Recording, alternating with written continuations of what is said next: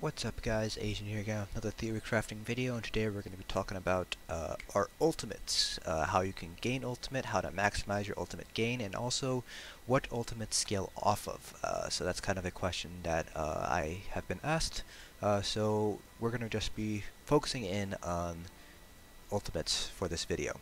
So the first thing that you're going to want to know is what is the base ultimate gain, and how do you start that ultimate gain. So the ultimate gain can only be started by a light attack or a heavy attack, and when you perform one of those on an enemy, you gain 3 ultimate over 9 seconds.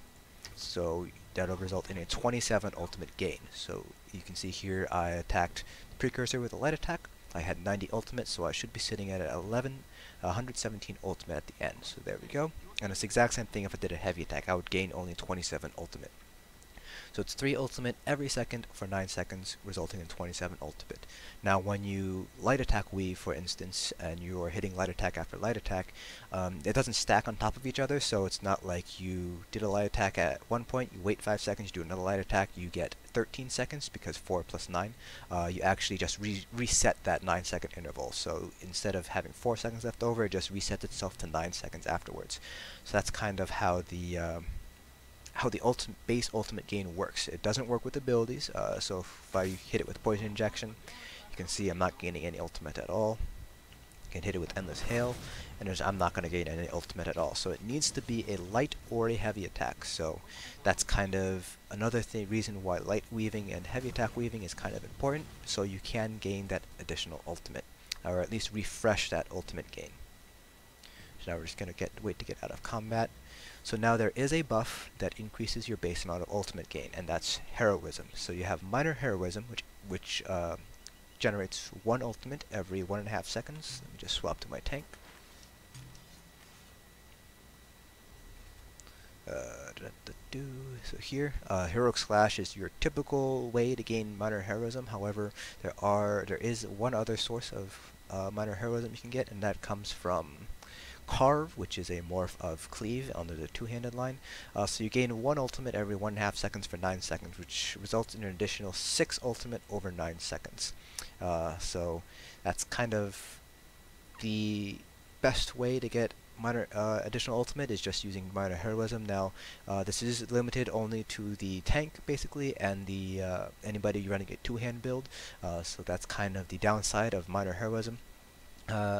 You can actually get it from a set known as Shulk Exoskeleton. That is a heavy armor set that you can find in Stonefalls, but it's not a fantastic set to use because it's heavy armor, so it's not great for DPS, and even on a tank, since you are going to be using heroic slash anyways, it's not really, there's no real point in running Shulk Exoskeleton. Now major heroism generates 3 ultimate every 1.5 seconds, and that only comes from the Warden skill Shimmering Shield, which is a morph of Crystallized Shield, under their Winter's Embrace line. So that gives you 3 ultimate every 1.5 seconds for 6 seconds, which results in an additional 12 ultimate gained over that 6-second period.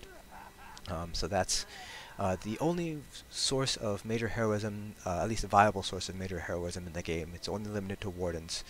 There is a set that you can use called Daedric Trickery that's in Vardenfell that can give you major heroism for 10 seconds. However, it is a random, it basically selects one of 5 different buffs and gives you one at random every 20 seconds, so you're not guaranteed to get major heroism that way. And there is actually a champion point passive under, I think, no,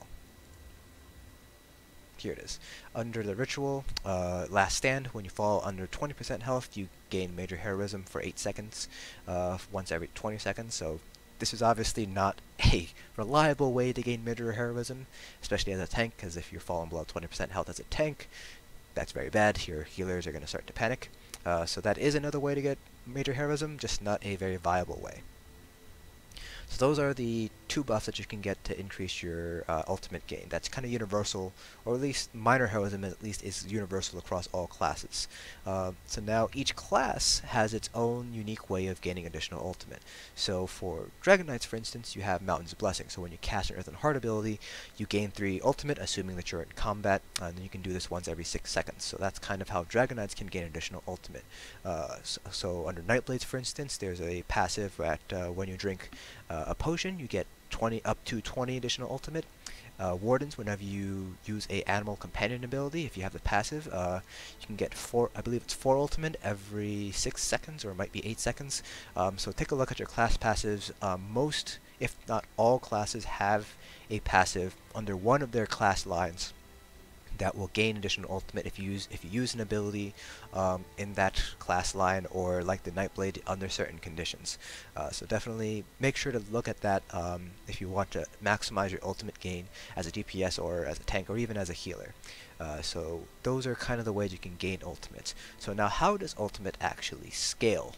So unlike your standard abilities here, where your stamina abilities scale off of your weapon damage and max stamina, and magic abilities scale off of your max magicka and your spell damage, ultimates don't actually scale off of either of them. Well, actually, the better way to put it is they scale off of only one of them, and it's whichever one is highest at the time. So you can see here, we're going to use Ferocious Sleep as our example here. So right now, we're sitting at 1335 spell damage and 1820 weapon damage. So if we look at Ferocious Sleep, it deals flame damage, which normally is associated with magic damage, so you would think it would scale off of your spell damage and your max magicka. However, if we go ahead and use Igneous Shields, which gives us minor brutality, which increases our weapon damage, but not our spell damage, so we're still sitting at 1335 spell damage. You can see our Ferocious Sleep tooltip increased a little bit, not by much, but it increased a little bit up to 12,662. Now if we let minor brutality expire, there we go, and now instead let's swap over to DPS build. So our weapon damage is still higher than our spell damage here, 1535 compared to 2998. So we use Molten Armaments, and we gain a lot of spell damage, but not a lot of weapon damage, so we'll just let minor brutality go away.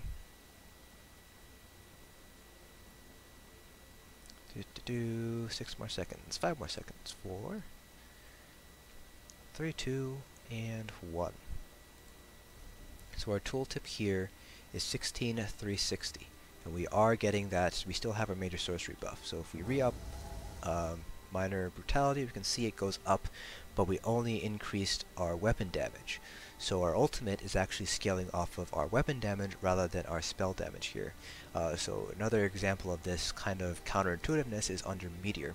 See, right now we're dealing 1602 flame damage and 5108 every second after that. And then if we, let's see here, is that, so now our minor brutality went away, so now we're at 15,686 flame damage and 5,002 flame damage every second after that. So you can see here that it is still scaling off of weapon damage, not spell damage as you would reasonably expect it. So it is possible for a stamina class to use something like Shooting Star in order to basically give themselves make themselves a little bit more unique. However, there is kind of a downside to this, and that is that it is considered flame damage, and because of that it is considered magic damage, and as a result it's going to end up using your spell crit and not your weapon crit in order to calculate crit chance. So that's the only downside to this. So for example, Stam DKs, for instance, typically use some like Standard of Might, which deals flame damage, which is a magic damage ability. So I believe I have an old parse somewhere here. Let's do this one here. If we find our Standard of Might here, as you can see here, oh, actually it does actually use weapon crit. So actually, that's my mistake. It actually does use the crit chance of whatever one's higher, your weapon or your spell damage crit. So we can see here we got 64% crits, and that lines up very nicely with our weapon crit chance. It's actually, we got a little bit lucky there in terms of RNG, because our max weapon crit chance is actually only 62%. So that's kind of how ultimate scale. So basically whichever crit and damage is higher, that's what the ultimately uses in order to calculate out its damage. So because of that, like I said earlier, you will find that some stamina DPS will actually use something like Shooting Star, even though it's not necessarily the best ultimate to use. Obviously, the Flawless Dawnbreaker and Ballista are typically what you see. Some classes use their class ultimates, for example, Incapacitating Strike on Nightblades and stuff like that. But normally you see something like Ballista used instead of something like Shooting Star. That's primarily because of the passives that kind of tie into your ultimate ability. So Ballista, for example, is a bow ability, and so it scales off of Hawkeye. So if you have all 5 stacks of Hawkeye, you gain an additional 25% additional damage. Now if we take a look at, for example, Shooting Star or Meteor, it doesn't deal necessarily as much damage. It does deal a significant amount of damage. I'm not saying that it's necessarily bad, but it doesn't necessarily. You're going to need to basically get passives like Everlasting Magic in order to maximize the potential for that ultimate. And while this is my main, and obviously I have all the skill points, all the sky shards and things like that, I can realistically get the Everlasting Magic and reasonably use Shooting Star as my main ultimate. If you don't have the skill points, you're going to have to grind out additional skill points. You're going to have to grind out mage's guilds and all that stuff, and ultimately it just doesn't synergize very well with your overall build if your character's whole purpose is just to DPS in vet trials. So while it is possible for stamina DPS to use something like Shooting Star, it just doesn't it's a lot of extra effort for something that might not actually end up giving you more DPS in the end. So yes, Shooting Star on a stamina DPS will actually out DPS Ballista in most scenarios. However, it's just so much of a pain in order to unlock Shooting Star that most people just say, screw it, we're just going to use Ballista and take the loss of 100 or 150 DPS instead. So that's kind of the caveat to using something like Shooting Star in a stamina DPS or something like that. It doesn't synergize well necessarily with a stamina build. Obviously this particular character is an exception because it is my main, so I do all my questing and all of my sky shard collecting on it, so obviously I can do it if I so choose, but I ultimately don't, partly because Standard of Might is just a much better ultimate to use compared to Shooting Star.